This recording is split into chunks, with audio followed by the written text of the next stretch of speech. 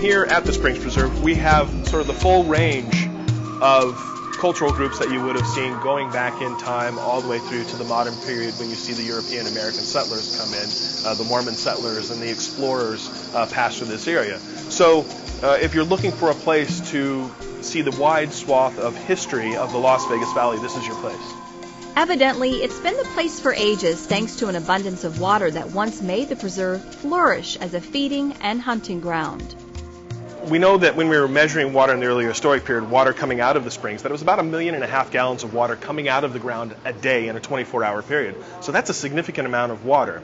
And this area at the Springs Preserve, we know would have been very wet, not necessarily swampy, but very lush. And that definitely would have attracted all types of animals, and definitely would have attracted the people. The people follow the animals, the people find the water, and so you would have had animals and people interacting in this space pretty regularly. Including some prehistoric animals that are now extinct, and people who have come and gone yet continued to settle here.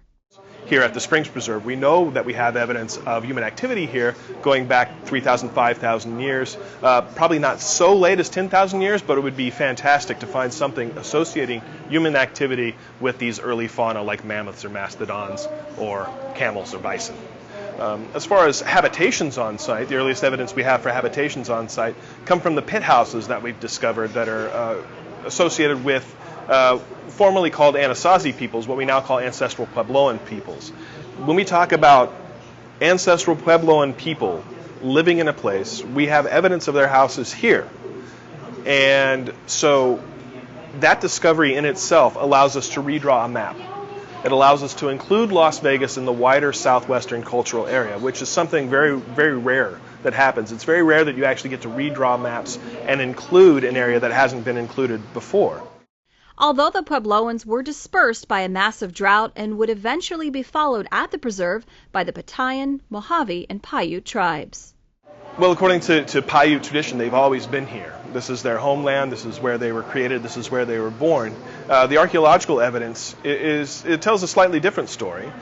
We see evidence for people coming out of the desert, the California desert, probably about 800 to 1,000 years ago. We see a change in technology associated with ceramics and pottery.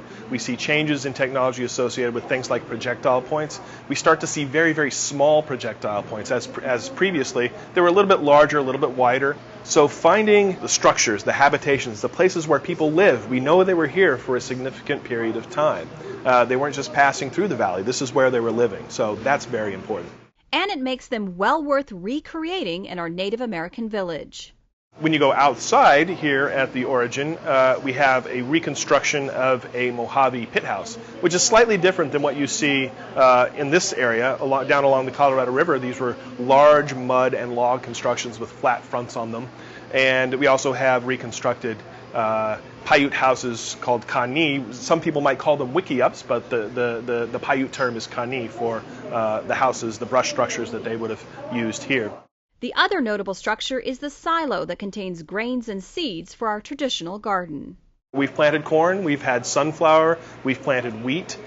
We've also planted chilies, which is something that native groups would have known and probably would have grown all throughout the Southwest. We're aware of their desert-wise ways because members of our local tribes have been involved in the creation of the preserve and join us frequently as guest curators to share their knowledge of this ancestral homeland.